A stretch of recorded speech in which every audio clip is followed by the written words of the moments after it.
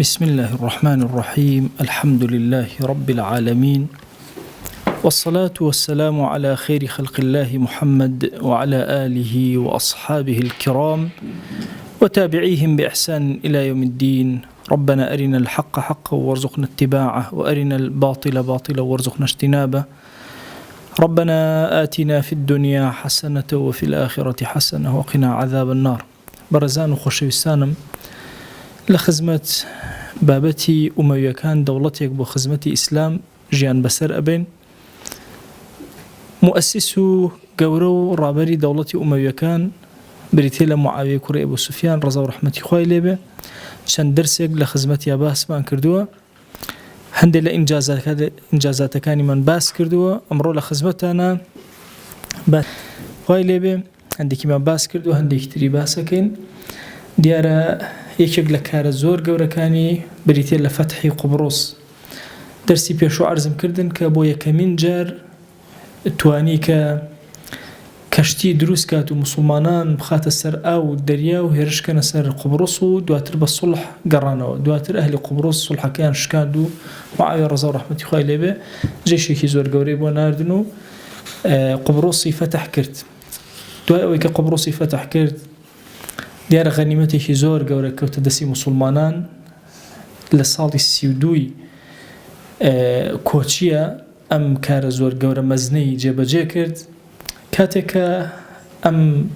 هەموو غەنیمەتیان هێنایەوە ئەم بەرەوە گەیشتەوە شام، عوبادەی کوڕی سامت یەکێکە لەو هاوڵە بەڕێزانەی کە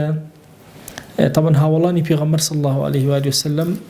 دوو سەرکاریان کردووە، یا با بڵێم بە سێ شێوازکاریان کردووە.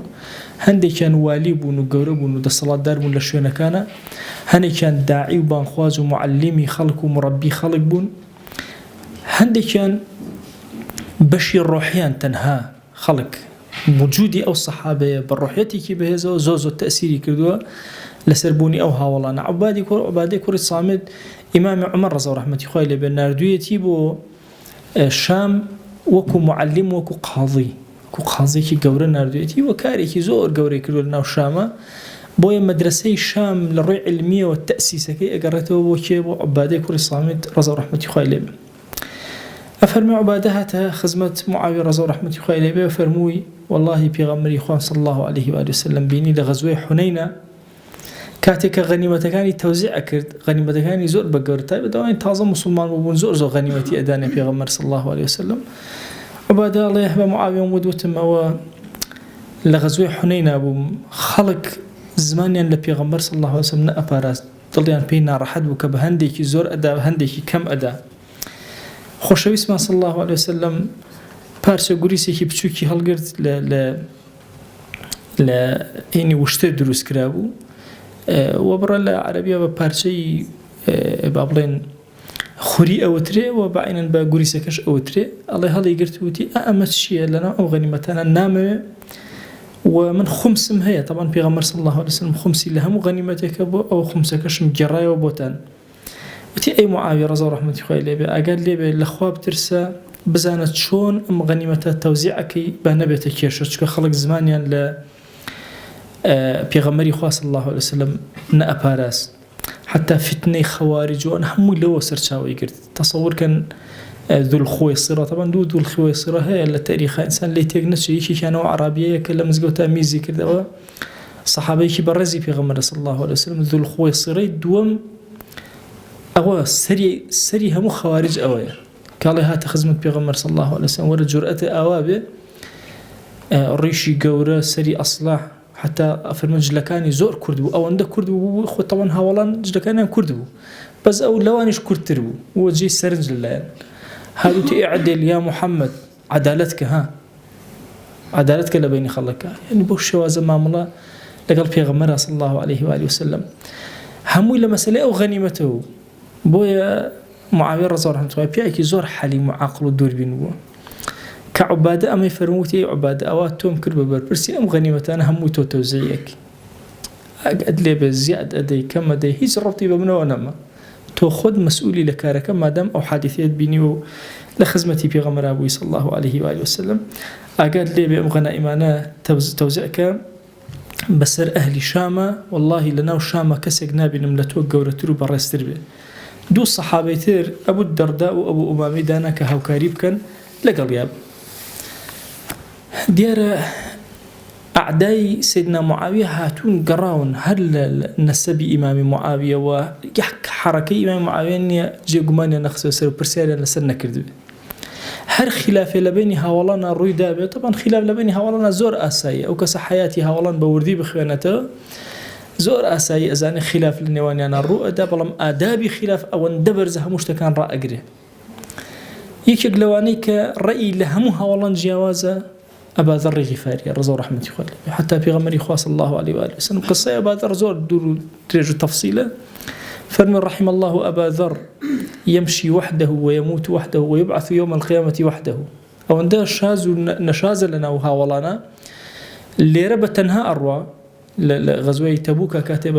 بشين في غمر صلى الله عليه وسلم بتنها أروج ومردني شي بتنها وزندبونو شي بتنها. خلافي همو الصحابة رأيك هبو أوج الرأي أو أبو نابي بهيش شوازه هيش تجي أوران هالقريبة همو توزيع كبير بفقير وفقراء. هو إمام عمر رضي الله عنه لبه عطيه صالة نبو معاش يكسل يدا بإنسان أم رأي أو أبو هيج أوران نابي هيش وسرا به همو بالبي وابنه فيشتري عزم كردون معاوية رضي الله عنه وكم ملك الجيا حرس وترتيبات الرجل شلون كان كسرى وقيصر وأمان دانش يعني فخري كي زور جورا فاخري كي زور جورا يجلا بيناوي دينك وبراسني دينك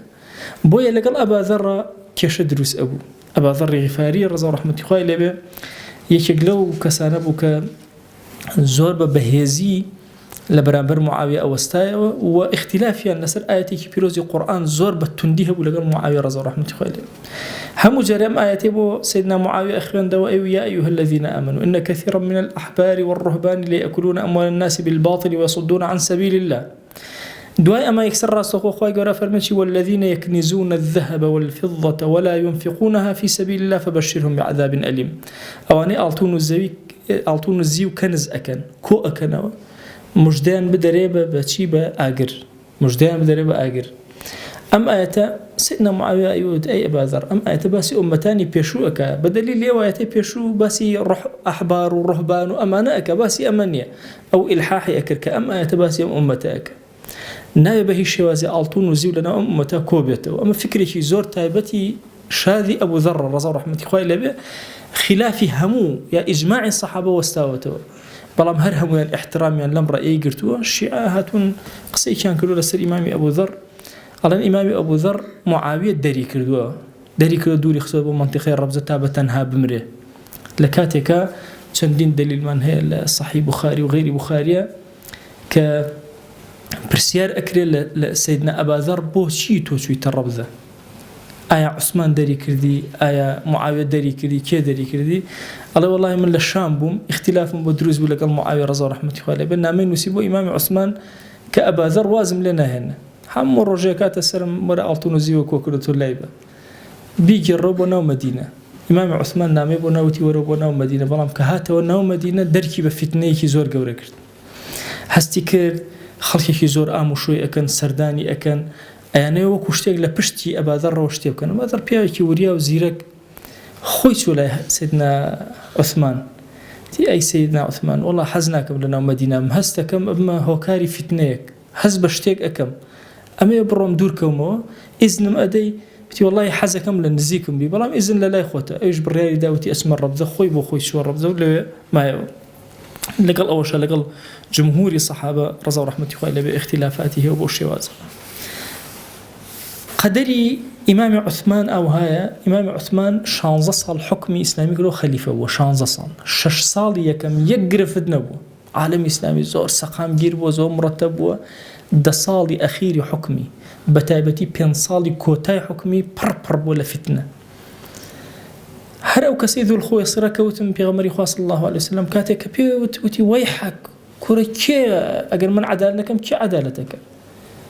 هيج عذرين هنا وفي غمر صلى الله عليه وسلم مجلسك بجيش الرشد إمام عمر وتي يا رسول الله كلهم منافقة بابي كجم فرموي لو شيء أما وهاويني أما قومك دروس أبن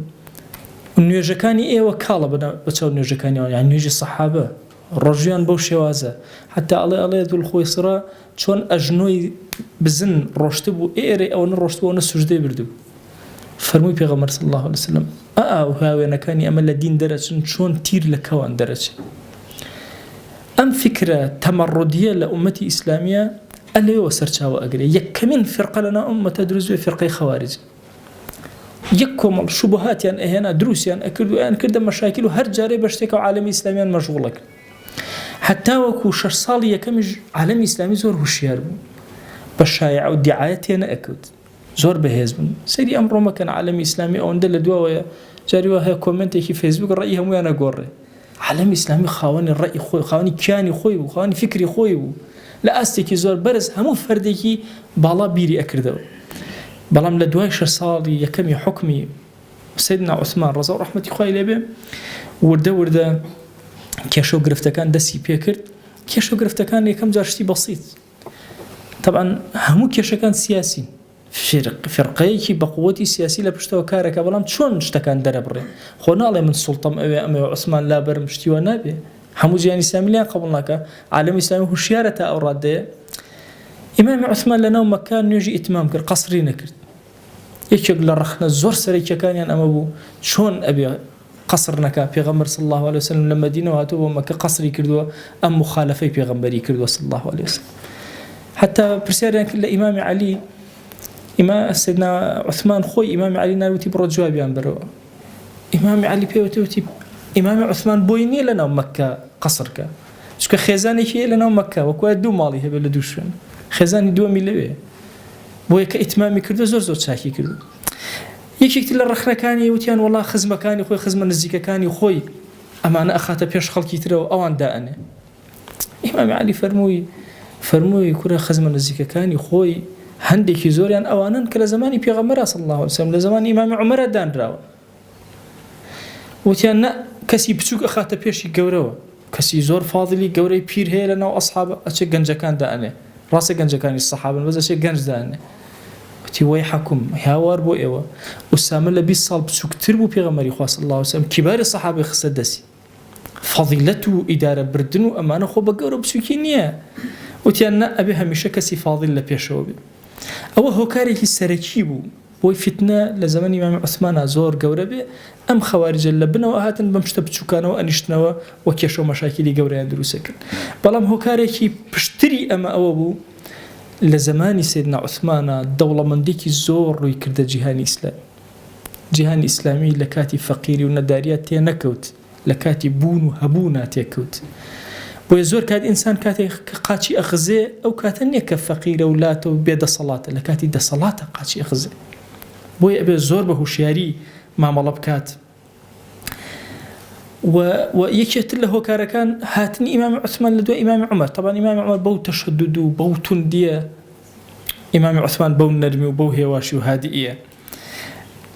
لە زمانی ئیمامی عوسمانە هیچ سەحابەیەک لە کیباری سەحابە بۆی نەبوو بچێتە خارجی مەدینە هەموویان لە مەدینە کۆ کردو بۆی اختلاف دروست نەبێ دائما سەریان کردو بە یەکە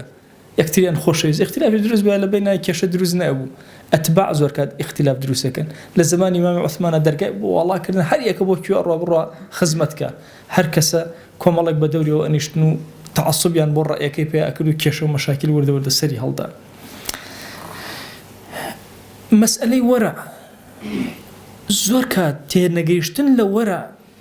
وهات لي أكبر غلطي جورد بري يك الرخنة زور تندكاني خوارج برامر بإمام عثمان مسألة أو ورعي لفلان اشتانا كذا ورعي لفلان اشتانا كذا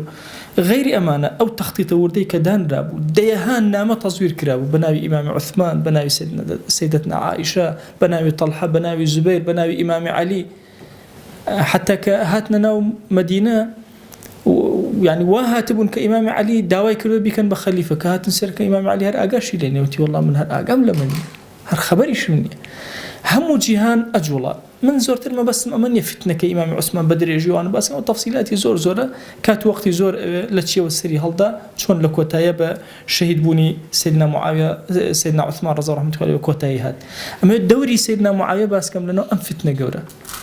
طبعا دوري كي زور جوري هي لأنه أم فتنة لقلوا إمام عثمان بياوي كي زور نرم هادئ بلام لصالي السيوسي كوشي لما جيسي سعيد كري أبي العاصة لكوفة والي كوفة بدانشتو كسيك هلصا خشيني أسدي مناقشيكي بو لقال سعيدة زور طبيعي بو مناقشات لبين أصحابه روبدا لبين خلقه لقال أصحابه روبدا حالتك زور أساي بو حالتك أساي رويدا كومالا لخوارج كان لأنه أما يسابون حود دانبون هر حودك هلصان بوي فتنة دروس كان أم خشينيان فلاقة كرت باوكي هاد دفاعي لو كان لباوكي شانده فتنيكي زور قوريان دروس كرت حرتشون يبي سعيد رضا رحمة الله يبي كنترول يكر هواشي كردوا إمام عثمان نامي بونا هواري اللي أصلا نكي أما فتنة أم زمان الزمني أما زماني فتنة بوكو جنروا فرموي شعور أكم بويك ولا جهاني إسلامي اشتيك أجولي بأن شيئا يحك في الأمصار وأن الأمة تمغض بشر أمتها استكم بابلين سكبر بويك شرك خريك لدايك أبي فرموي والله إن رحى الفتنة لدائرة والله آشي فتنة وهل أصور بجهاني إسلامية فطوبى لعثمان إن مات ولم يحركها خوش بختي وعثمان أجر أم فتنة قورية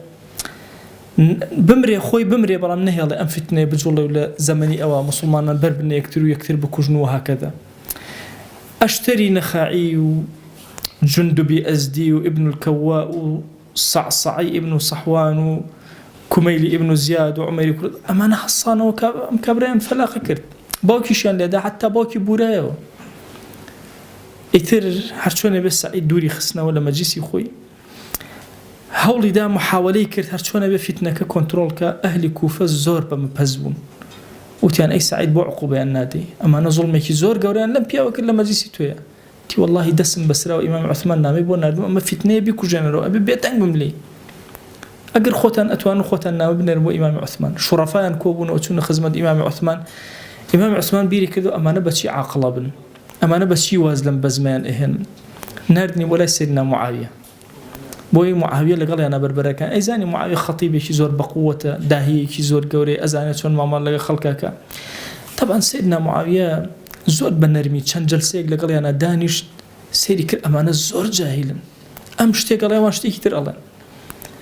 حتى اللي يكيق لجارة كان أمن ده حلمي هبو طبعا معاوية رضي الله عنه مشهورة بحلمي كي زور قورا هندي أمش قاري كردن وتان هيج وصتي لتو ورناقرين تو بالظلم وصتي أمو كله بالظلم وتي منشتيهم وتم أوصيكم بتقوى الله كيف باسي ظلم كردو وتي أنا كردوتا نشي كردو وتي باش الدواء اللي بردنا كم الأخوة أم جار أوصيكم بتقوى الله بس هو بيان قريته نفسيان بداتي لأخير جارة بأدبيان قيشت أستيكي أو تنرشي معاويان رأيك يا شارزة رحمة الله معاوية بياك زور حكيم وحتى فرم يزر كان خستخواره وتي دانش لشوين يخوتان أهل الشام وأهل كوفنين والله أجر بزن واتان كل إمام كان كستان لير درناسان وتان أكوجرين أو كاتم من جنات ودفاعتان لكم كأميري إرم وازبين خلق الشام جاوز لشوين كان ترسان لو توزع قرانو نامي نسيب سيدنا عثمان والله أمانة علاجيانية سيدنا عثمان نارد نيوبو كوفة ولا سعيد جاريتين نامي نارد سيدنا عثمان جيرم خلو بدسيانو أم جارة نامي نارد نيوبو عبد الرحمن كوري خالدي كوري وليد طبعا عبد الرحمن كوري خالدي كوري وليد زور رق وتنت باوكي تشون خوي كور كاتك أمانة تشون زور بتندي لقلي أنا ما ملايكرت بو هرشو يعني بشوي أو إلا بيشوبونه أشوف بو غزة يقدر ديار نبغى عقوبة أدا أشوف مزجود داني كان ليه نبغى عقوبة أدا دودو سريع كده بيك عقوبة أدا كنترول يكردن زور عقوبة كي سختي أدان حج ولا كي نهشت هيج حركة كان نما زانيان كأما حرتشيب كان لقى عبد الرحمن كوري خالد دادر أخذنا بوي هاتن فكرة كان قور وتيان كاكا إما توبة ما نكردو بس أنا كربة قريان ولا بردم عبد الرحمن أخوان فقير كرت والله قناعتي عن عبد الرحمن كرت كتوبة يعني كرت عبد الرحمن جنا ميكي نسيو نري يعني نربو لا إمام عثمان والله أما أوا الله توبة ما نكردوه أجر عليه هل سر عقوبة كباب منه أجر أشلي بابرون خوت الزاني إمام عثمان دانج لقليانا زون نرم هادئ فتنك الحمد لله كجاية رواني كردنو عفوي كردن دسيان كردو بوزن عينا لجهاني إسلامي كوت نوجه الله وحركة درويانا كلا توبة كيانا راس قونب ويشيك لصفاته كاني خوارج طبعا یەکێک لەو شتانەی کە بەلایەنەوە حرامە درۆیە، زۆر بەزەقی، زۆر توندن لە درۆیە، بەتایبەتی ئەوانەی کە لە ئەخیرەواتون زۆر متەشەدید بوون لە مەسەلەی درۆیە، پیان وا باز کەس درۆ بکە کافرە بێ، درۆیان نەکردووە. بەڵام لە خیدعە و فێڵە هاوێنیان نییە. زۆر چۆن شیعە خۆی ئەشارێتەوە، خەواریج بە هەمان فکرە، زەبری بەسەرەوە بوو خۆی ئەشارێتەوە فزدا ئەدا، زەبری بەسەرەوە فتنەکەی دەست پێەکە. بە درێژای مێژووی ئومەتی ئیسلامی ئاوا بووە، بۆیش بە درێژای مێژوو نەبوونە خاوەنی حەضارەت، حتا چەند جار هەموو جیهانی ئیسلامی داگیر کردو، دوایش هیچی بە هیچ نەبووە ئیلا کەوتووە. سیدنا معاویە زۆر قسەی گەورە گەورەی بۆ کردوون، ئەفەرمێ لەو مەجلیسا حتا فەرمووی پێیان لە نامەیەکە کە بۆ ئیمامی عوسمانی ناردووە، وتی ئەمە ئێمە و گەورانەی ئێوە ئەمانە جونەن قەڵغانن بۆ ئێوە، کور ئەگەر ئەمانە قەڵغانەکە بشکی ئێوەش نامێنن، وتیان ئێمە خۆمان ئەبینە قەڵغان. بەم کەلیمەیە معاویە ڕزا و ڕەحمەتی خوای لێبێ نامەی نووسیەوە بۆ ئیمامی عوسمان، وتی ئەمانە خلافەتیان ئەمانە ئەیانوێت تۆ لابن، ئەبێ زۆر هوشیار مامەڵەکەی، زۆر وریە. ئیمامی عوسمان فەرمووی ئەبەدەن نابێ لە زەمەنی منە خوێنە بڕژ، ناهێڵن، مەجاری نەئەدا، هەموو شتەکانی هێواشە کردەوە، محاولەی سڵحی لەگەڵا ئەکردن. ئیتر وردە فتنەکە گەورە بوو لە میسرەوە، عەبدوڵڵای کوڕی سەبە لە کوفەوە، لە شامەوە، لە حیمسەوە، لە هەموو شوێنەکانەوە وردە فتنە گەورە بوو. سیدنا عوسمان عمریشی وردە گەورە بوو، بەرەو 83 ساڵ و 84 ساڵ هەنگاوی ئەنا هەموو ئەمیرەکانی کۆ کردو، هەموویانی کۆ کردەوە، وتی وەرن ئیستیشارەتان پێ ئەەکەم چی بکەم، بزانم قسەی ئیمامی معاویە چەند دقیقە. طبعا ئیمامی معاویە ڕزا و ڕەحمەتی خوای لێبێ لەوێ زۆر قسەی کرد، زۆر هەوڵیدا قەناعەت بە ئیمامی عوسمان کە پەلاماری ئەمانە بدا و سەرەکانیان بکوژە و نەجاتیان بە عالەمی ئیسلامی. ئیمامی عوسمان فەرمووی ئەبەدەن شتی ئەوە ناکەم، ئەمە گەورەکەیان. ئیمامی عومەر فەرمووی با بیکوژم، پێغەمبەری خوا صلی الله علیه و سلم فەرمووی وازی لێبێنە بە خەڵک نەڵێن پێغەمبەر صلی الله علیه و سلم ئەتباعەکانی ئەکوژێ، ئەبەدەن ئەویان ناکەم، نامە دەرگای فتنە لە زەمەنی خۆمان ناکەمەوە. دوای ئەمە مشورەتێکی زۆر کرا، ئیمامی عوسمان ئەمری پێکردن نەرم بن لەگەڵیانە، زۆر هادێ بن، زۆر هێواژن، بە هێواشی لەگەڵیانە مامەڵەکەن. سیدنا معاویە بە تاقی تەنها چوو بۆ لای سیدنا عوسمان، ئەی ئەمیری ئیمانداران، والله ئەمانە قسەم لەگەڵا کردوون، ئەزانم ئەمانە هاتوون بە من ئەڵێن، بە معاویە ڕزا و ڕەحمەتی خوای لێبێ، کە ئەڵێن کەسی زۆر لە تۆ لە پێشتر هەیە، لە باوکیشی باشتر، لە خۆشە باشتر، بۆ ئەوان ئەمیری شام نین، تۆ بۆ ئەمیری شامی. کە من ئیمامی عومەر دایناوم، من پێغەمبەری خوا صلی الله علیه و سلم کە ئیمانم هێنا کە بوومە کاتبی وحی، زۆر کەسی لە من فاضلتر هەبوو منی دانا، ئیمامی ئەبوبەکر منی دا، ئیمامی عومەر منی داناوە، فاضلەکانیش هەر هەبوون. مەسئلە فاضل ئەوان نییە، کەفاءەتی خۆم و کاری خۆم و جوانی خۆم ئەمەی تەرتیب کردووە، بەبارێکە بەدەبارە، تێمانە فائیدەیان نییە. ئەی ئیمام، واللهی من ئەزانم هەموو قورسایەکە کەوێتە سەرشانی تو، بەرەو حەج ئەڕۆین، ئەمانە هەموویان ئەکشێن، هەم دەوری تۆ چۆڵە بێ، ئەوان بە ناوی حەجەوە بە ئاسانی ئەتوان لە جیهانی ئیسلامیە جوڵە بکەن، ئێستا ناتوان ناوێرن، بەس ئەو کاتە بە ناوی حەجەوە هەموویان یەنە ئێرە کە هاتن. ئەو کاتە هەموو شتەکان کەڵک ئەکا لەسەر تۆ، خۆت بە تەنها دەرەقەت نایی لێرە، وەرە لەگەڵ منە بۆ شام، حتا وەکو مۆسیمی حەجتەوە بێ، وەرە لەگەڵمە. فەرمووی واللهی دراوسێتی پێغەمبەر صلی الله علیه و سلم قەت بەجێ نەڵێ. چۆن دراوسێتی پێغەمبەر صلی الله علیه و سلم لە مەدینە بەجێڵم، ئەی معاویە لەگەڵ تایان بۆ شام، وتی دێ باشە ئەمرم پێ بکە با جەیشێکی زۆر کارامەی ئازا لەناو شامەوە بێنم، دەوری مەدینە بگرێت تا حەجتەوە. بۆنی ئەم فتنەی کردو سیدنا معاویە، وتی واللهی ئەوەشیان ناکەم، ڕزقێکە خوا دایەتی بە ئەهلی مەدینە سەرفی ناکەم بۆ خەڵکێک، ئەمان هەموویان دراوسێی پێغەمبەرن صلی الله علیه و سلم، ئەم ڕزقەی کە هەیەیانە نایدەم بە خەڵکی تر، تەنها ئەمانە لێرە ئەبن. وتی ئەی ئیمام، تەئکیدم لەوەی کە خەتەرێکی زۆر گەورەی متەوەقع یە بەرەو پیرت و ڕوئەکاتە ئەهلی مەدینە. فەرمووی ئەی ئەمیری ئیمانداران، واللهی لەتوغتالەنە، واللهی ئەی ئەمیری ئیمانداران، اختیارت ئەکەن لێرە، ئەو کوژن. ئیمامی عوسمان فەرمووی حەسبی الله ونعم الوەکیل، بەس خۆم بەسە، باشترین وەکیل ئەوە، وازم لێبێنە ئەی معاویە. طبعا هەموو قسەکانی معاویە هاتە دی لە شێوازی حەجا، چۆن ڕۆشتن چی بوو، چکە کەسێک لە دەوڵەتە بێ، دەوڵەتداری کە عەقڵی زۆر بەرفرە. ئیمامی عوسمان ڕەزا و ڕەحمەتی خوای خۆی ئەیزانی، بەڵام ئیمامی عوسمان قسەکە مەشهورە کە چەند ملتەزیم بە پێغەمبەرەوە صلی الله علیه و سلم، حتا کە چوونە سەر ماڵەکەی هەندێک لە ئەصحاب حەسەن و حوسەین و عەبدوڵڵای کوڕی زوبەیر و زۆرێک لەمانە تەواجودیان هەبوو گەنج. ئەبوو هورەیرە لێوە بوو، فەرمووی سوێنتان ئەدەم بەخوا من خەلیفەی ئیماندارم، سوێنتان ئەدەم بەخوا شمشێرەکانتان دانێ جەنگ مەکە. حتى أبو هريرة طبعا أسر شيعة أبو يزور رقيان ليتي وطعني ليدن ولا حديث زوري يراته وكاركي أما شمشيركي دانا دسكر بقريان تي والله أما يك أخير جاري إمام عثمان أبي المو لبرس أنا كيش شمشيركي دانا غلا مكاني هم وتي آزات أنا كما قد جننا كان هركز شمشيركي دانا وأنا ما عبدي أول هم يعني آزات تنهد بينا ويخوانك نرج كاتنا سرسري وتيان تنهادوا اختيارته يا أتكوجين يا وزد خلافتهن فرمي والله جاري كان لخزمة في غمرة أبو صلى الله عليه وآله وسلم فرمي إيه عثمان وأبي نمخوا قميصي أكات بريتو قميصك دانا كاني بهيش شوازي أو قميصي ككرابر قميصي خلافة أبدا داينانا مبشمان نملي وكان آخر أتكوجين وتي لسات شيء أمكوجين والله قد زنام نكرون للجاهلية أنا لإسلام والله هيج خوين لسدس نرجع للجاهلية أنا لإسلام بظلم وبواب بحق والله الذين كي خوش ملام نداوة تاريخي دينهم بيغمر إخوة صلى الله عليه وسلم فرمتي لسر أمس يشتي إنسان كجرة وأشهد أن لا إله إلا الله وأشهد أن محمد رسول الله الرشي سيدنا عثمان الراكي شا إمام عثمان نيتواني حتى هلسته وعنده بيرو يا كم يان شمشيري كلمة بشتيا ودوم يان وسهم يان والحال أتاوك إمام عثمان شهيد كرا قطراتي خيانا كاني كوتسر قرآنك كلا خزانة كان إجارته وفرمي سيدنا عثمان أو شوانا خود زور ذكره أو رأد وطاعته كم خوي لك تو هالصايا وبيئكني تي والله بيغمري خوا صلى الله عليه وسلم فرمي عثمان تونيته طبعا حصاري أقصى سر مالك نجد أو ناني وبر أبي دامي تا تير بملأ وبيوتم بياني بالرجوع أبي الرجوع كله إما أشكيني يا عثمان سيدنا أبو بكر سيدنا عمر يشيل الله يقيني هو لسروي كأكوجة آمدنا بخيانة بالرجاء ليرة هدفك إما زيادة باسي معاوية رضا ورحمة خوي لبي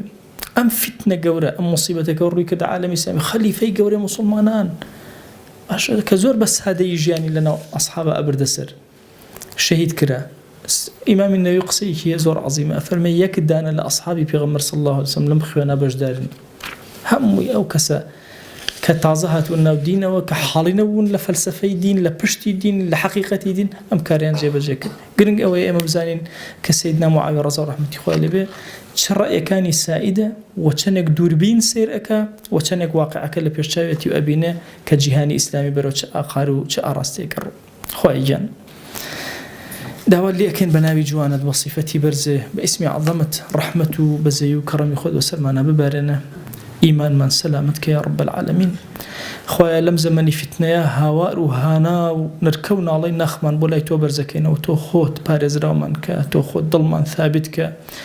تو خود إيمان من سلامتك يا رب العالمين خوايا جان داود لي أكين بقوري خود برحمتي خود وبزي خود رحمتي خود بسرمانا ببارنا نوتشوان من بقرب وخير برو هدايات من ببا يا رب العالمين يا ربي خواهي جان لفتنة وبلا مصيبة كاني أم زمان بمان بارز يا أكرم الأكرمين خواهي جان إما قناهي زور من برسكرو توبوتو يا إلهي دسي الرشو شاوي الرشو ضلي الرشو هانا من بولايتو هنا ويا إلهي لد أبارنا ولد ألا علينا وبرحمتي خود عفو منك وبزي خود عفو منك تو قوري خود قناها كان لبشاو من ناشرين كهداية من بدا يا رب العالمين وصلاح بخير بخواناسي ودينداري بمن كره أهلي دل بمن كره أهلي الروح بمن كره أهلي بصيرة إلهي داولي أكن شون نعمتك كان بيبخشين أو بمن زيادك إلهي ضل من آرامك مال من آرامك ولات ونجتمان من آرامك قرى كان من آرامك ساتي زندبونا وحساب كتاب من آرامك بآرامي لنا وبهشتك خوتا جير منك يا رب العالمين يا ربي خواجان صلاوي أما جسي أما بقينا بيغمبر صلى الله عليه وآله وسلم يقنا من لخزمتي أبينا إلهي رضواني خود بسر أبو بكر وعمر وعثمان وعلي ببارنا بسر طلحة وزبير وعائشة ببارنا بسر طوابي هاولانا وبسر سيدنا معاوية ببارنا إلهي زورن أو هاولاني كظلميان لكراوة سواء بكشتن بيا بقصبه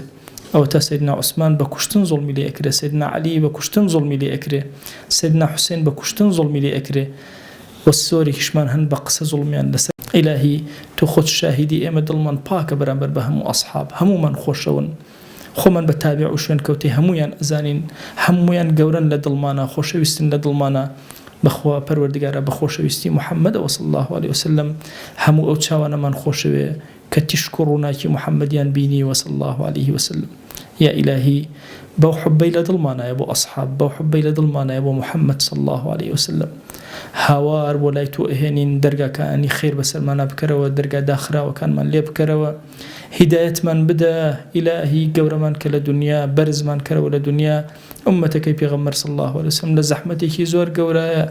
یا ئیلاهی داوا لێ ئەکەین بە ڕەحمەت و بەزەی خۆت دەرگاکانی خێر بەسەرمان ناکەرەوە سیادە و قیادەی جیهانمان پێ بەخشەرەوە یا رب العالمین مسلمانان هوشیار کەرەوە لە فتنەی یەهود و نەسارا مەجووس بمان پارێزە